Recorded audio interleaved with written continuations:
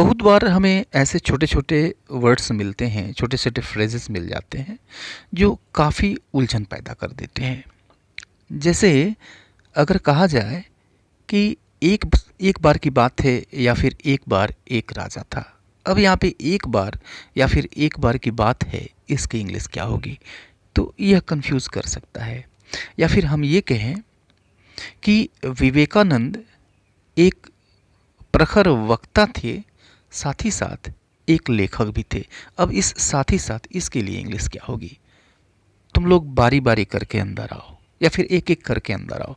अब इस एक-एक करके या फिर बारी-बारी इसकी इंग्लिश क्या होगी? वह अभी-अभी निकल गया, तो अब इसको इंग्लिश में कैसे कहेंगे? इस अभी-अभी की इंग्लिश क्या होगी? तुम कभी भी आ सकते हो, मैं मिलूँगा तुमको। यहाँ पर कभी-कभी ये उलझन पैदा करने वाला शब्द है, उलझन पैदा करने वाला एक फ्रेज़ है। तो इस तरह के बहुत सारे ऐसे फ्रेजेस मिलते हैं, ऐसे शब्द समूह मिलते हैं जो हमें उलझन में डाल देते हैं, कंफ्यूज कर देते हैं। इस वीडियो में इस तरह के बहुत सारे ऐसे वर्ड्स को लिया गया है जो कि हमें काफ़ी कंफ्यूज कर देते हैं, उलझन पैदा कर देते हैं हमारे लिए। So let us see this video and understand properly how to use them all. So let us start the video. First word हम लेते हैं एक बार। बहुत सारे ऐसे सेंटेंसेस मिलते हैं आपको जिसमें एक बार आता है या फिर एक बार की बात है, ये आता है, राइट। इसकी इंग्लिश होती है वंस। वंस का अर्थ होता है एक बार या फिर एक बार की बात है, इसके लिए वंस यूज़ किया जाता है या फिर वंस अपॉन अ टाइम यह भी यूज़ किया जाता है। दोनों का मतलब एक ही है। जैसे once there was a king, यानी एक बार की बात है, एक राजा था, या फिर एक बार एक राजा था। ओके। अब इसका अर्थ एक दूसरा भी होता है, इसका सेंस एक दूसरा भी होता है। जैसे हम कहते हैं he comes here once in a month, तो यहाँ पर वंस का अर्थ है एक बार। He comes here once in a month, वह महीने में एक बार आता है।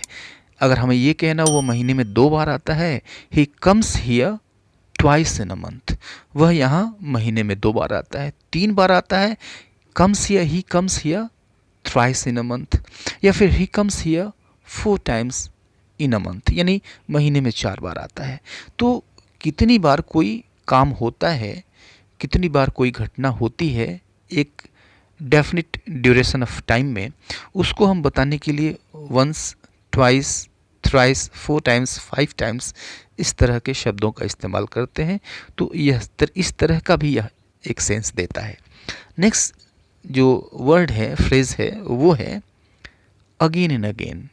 जैसे बहुत सारे सेंटेंसेस में बार बार यह शब्द आता है। तो जैसे you needn't come here again and again, यानी तुम्हें यहाँ बार बार आने की ज़रूरत नहीं है, राइट। तो अगर कोई काम बार बार हो रहा है तो इस बार बार के लिए हम अगेन एंड अगेन यूज़ करते हैं। You needn't come here again and again, यानी तुम्हें यहाँ बार बार आने की ज़रूरत नहीं है। ओके। नेक्स्ट देखिए, बहुत सारे ऐसे सेंटेंसेस मिलते हैं जिसमें साथ ही साथ आता है। जैसे Swami Vivekananda was a great orator and a writer at the same time. तो अब यहाँ पे साथ ही साथ, यानी कोई व्यक्ति एक चीज़ तो है ही है, या फिर कोई वस्तु एक चीज़ तो है ही है, साथ ही साथ वह दूसरा चीज़ भी है। जैसे यहाँ कहा गया कि Swami Vivekananda was a great orator and a writer at the same time, यानी स्वामी विवेकानंद एक महान वक्ता थे, साथ ही साथ एक लेखक भी थे। तो साथ ही साथ इसकी इंग्लिश होती है एट द सेम टाइम, या फिर एज वेल, यह भी होता है। दोनों में से कोई भी यूज़ कर लीजिए। Swami Vivekananda was a great orator and a writer as well, इस तरह भी कह सकते हैं। नेक्स्ट जो फ्रेज है वो है बारी बारी, यानी तुम लोग बारी बारी करके अंदर आओ, या फिर एक एक करके तुम अंदर आओ। तो इस एक एक करके या फिर बारी बारी, इसकी इंग्लिश होती है वन बाई वन। जैसे come in the room one by one, come in the room one by one, एक एक करके अंदर आओ, या फिर एक एक करके बाहर जाओ, go out one by one, go out one by one, एक एक करके बाहर जाओ, राइट। एक फ्रेज यह देखिए, कैन नॉट डू विदाउट। बहुत सारे ऐसे हमें फ्रेजेस मिलते हैं, सेंटेंसेस मिलते हैं जिसमें हम कहते हैं कि पेन के बिना एक छात्र का काम नहीं चल सकता है, राइट।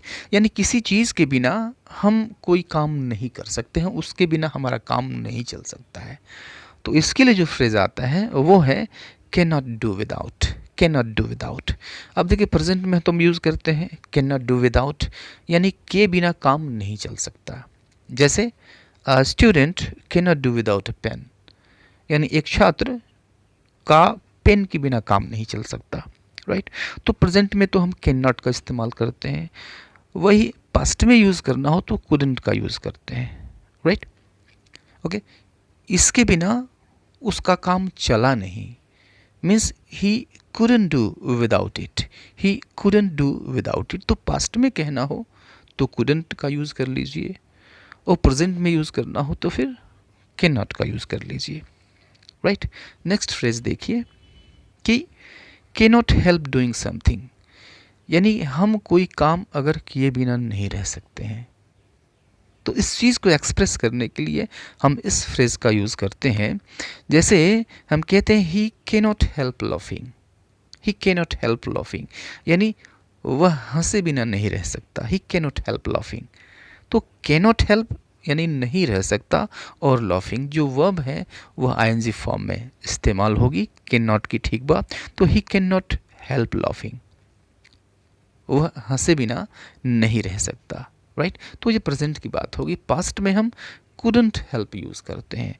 जैसे मैं वहाँ जाए बिना नहीं रह पाया, means I couldn't help going there, I couldn't help going there. तो पास्ट में यूज़ करेंगे couldn't हेल्प, प्रेजेंट में यूज़ करेंगे cannot help, right. Next phrase हम देखते हैं यूं ही, राइट। तो मैं तो यूं ही इधर घूम रहा था, या फिर वो यूं ही चिल्लाता रहता है, ओके। तो इस यूं ही, इस तरह के यूं ही की जो इंग्लिश होती है वो होती है फॉर नो रीज़न, ओके। जैसे he is shouting for no reason, he is shouting for no reason, यानी वह यूं ही चिल्ला रहा है, वह बिना बात के चिल्ला रहा है, वह यूं ही चिल्ला रहा है। तो इस यूं ही की इंग्लिश होती है फॉर नो रीज़न, राइट। एक वर्ड आता है तभी, जैसे हम कहते हैं कि मैं अभी बात कर ही रहा था तभी मेरा मित्र वहाँ पर आ गया। तो तभी यानी कुछ काम हो रहा है, उसी समय कुछ दूसरा काम हो जाए, राइट। तो इस तभी की इंग्लिश होती है जस्ट देन। जैसे just then somebody called me, तभी किसी ने मुझे पुकारा। जस्ट देन का अर्थ होता है तभी। तो just then somebody called me, तभी किसी ने मुझे पुकारा, ओके। एक और तभी होता है, लेकिन यह जो तभी है यह शर्त बताता है, ओके। इसकी इंग्लिश होती है ओनली देन। जैसे कहते हैं कि कठिन परिश्रम करो तभी तुम सफल हो सकते हो। Work hard only then you can succeed, work hard only then you can succeed, यानी कठोर परिश्रम करो, कठिन परिश्रम करो सिर्फ तभी या फिर तभी तुम सफल हो सकते हो। तो इस तभी की इंग्लिश होती है जस्ट देन। नेक्स्ट देखते हैं सो फॉर या फिर एट। इसकी हिंदी होती है, इसको हिंदी में कहते हैं अब तक। कभी कभी हम कहते हैं ना यार अब तक वो नहीं आया, राइट। या फिर अब तक तो मैं यह काम ख़त्म कर चुका होता। तो अब इस अब तक की इंग्लिश जो होती है वो होती है सो फार या फिर येट। जैसे he has not arrived so far, he has not arrived so far. तो सो फार की जगह पर आप येट का भी यूज़ कर सकते हैं। ही has not arrived yet, he has not arrived yet. तो सो फार यूज़ कर लीजिए, येट यूज़ कर लीजिए, नो प्रॉब्लम।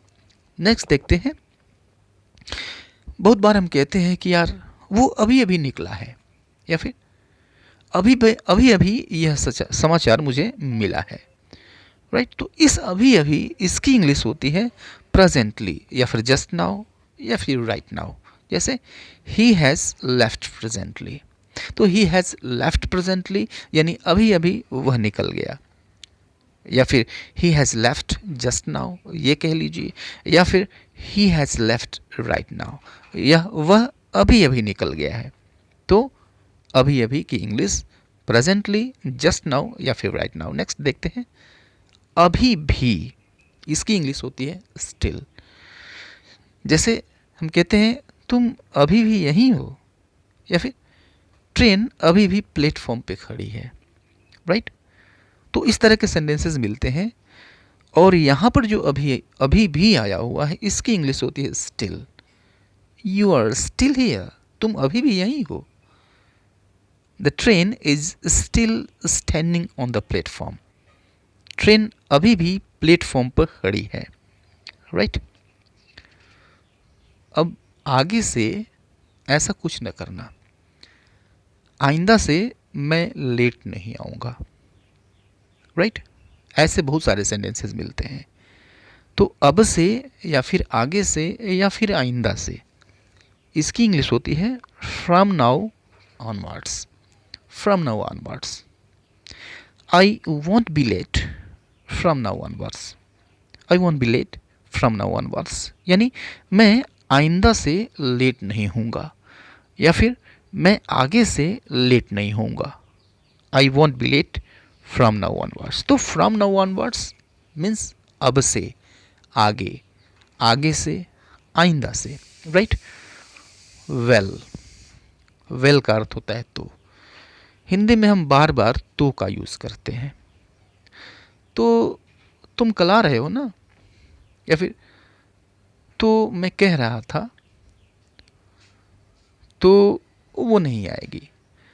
अब यहाँ पर जो तो के लिए हम जिस इंग्लिश वर्ड का यूज़ करते हैं वो है वेल। जैसे well you are coming tomorrow, well you are coming tomorrow, तो तुम कल आ रहे हो। वेल आई वॉज सेइंग, तो मैं कह रहा था, ओके। तो इस तो की जो इंग्लिश होती है वेल होती है, राइट। नेक्स्ट देखते हैं। नेक्स्ट है then at last. Then at last, इसकी जो हिंदी इक्विवेलेंट होती है वो होती है तब कहीं, या फिर तब कहीं जाकर। देन एट लास्ट, तब कहीं जाकर वह माना, तब कहीं जाकर वह राजी हुआ, means then at last he agree. Then at last he agree, तब कहीं जाकर वह मान गया, तब कहीं जाकर वह माना, राइट। एक वर्ड ये होता है, एक फ्रेज ये होता है जो हमें बहुत बार यूज़ करना होता है। बहुत सेंटेंसेस में हमें ये दिखाई देता है, कभी भी। तुम कभी भी आओ, संडे को कभी भी आओ, मैं घर पे रहूँगा, राइट। या फिर तुम कभी भी मुझे फ़ोन करो, मैं उठाऊँगा, ओके। इस तरह के बहुत सारे सेंटेंसेस मिलते हैं। You can come any time, तुम कभी भी आ सकते हो, जब चाहो तब। तुम कभी भी आ सकते हो, come, you can come any time, तुम कभी भी आ सकते हो, राइट। नेक्स्ट फ्रेज है सूनर और लेटर। तो सूनर और लेटर, इसको इंग्लिश में हम कहते हैं कभी न कभी। इसका हिंदी इक्विवेलेंट जो होता है वो है कभी न कभी। इसकी इंग्लिश होती है सूनर और लेटर, राइट। जैसे हम बहुत बार कहते हैं कि you will regret some time or other, some time or other. इसकी भी जो हिंदी होती है वही होती है, इसका भी मतलब वही होता है, सूनर लेटर, कभी न कभी। तो you will regret some time or other, या फिर you will regret sooner later, यानी तुम कभी न कभी पछताओगे, राइट। आज नहीं तो कल पछताओगे, अभी नहीं तो बाद में पछताओगे, तुम कभी न कभी पछताओगे। You will regret sooner later. Next देखते हैं एज। एज का अर्थ होता है जैसा कि, राइट।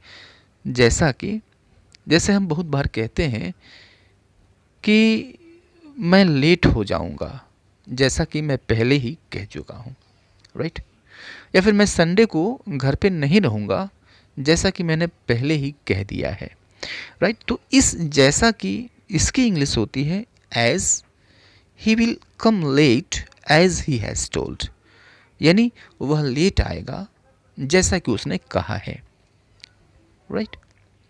नेक्स्ट फ्रेज जो हमें अक्सर मिलता है सेंटेंसेस में, एज फॉर एज, या फिर सो फॉर एज, जहाँ तक। जैसे हम कहते हैं जहाँ तक मैं जानता हूँ वो ईमानदार आदमी है, राइट। या फिर कहते हैं जहाँ तक उसका सवाल है मैं उससे बात कर लूँगा, राइट। तो इस जहाँ तक की इंग्लिश होती है एज फॉर एज या फिर so for as. So for as I know he is honest, so for as I know he is honest, यानी जहाँ तक मैं जानता हूँ वह ईमानदार है, राइट। जैसे तैसे काम को ख़त्म करो, यानी जिस तरह से भी संभव हो, इधर से या फिर उधर से, गलत तरीके से या फिर सही तरीके से, जैसे भी हो सके जैसे तैसे काम को ख़त्म करो। इसकी इंग्लिश होती है समहाउ और other, right. Finish the work somehow और अदर, यानी काम को जैसे तैसे ख़त्म कर दो, बस काम को मैं ख़त्म चाहता हूँ चाहे जैसे भी हो जाए। फिनिश द वर्क समहाउ और other, right. Next and last, जहाँ तहाँ, ये फ्रेज़ हमें बहुत बार देखने को मिलता है। इसकी इंग्लिश होती है हियर एंड देयर, राइट। उसके कमरे में किताबें जहाँ तहाँ पड़ी हुई थी, राइट।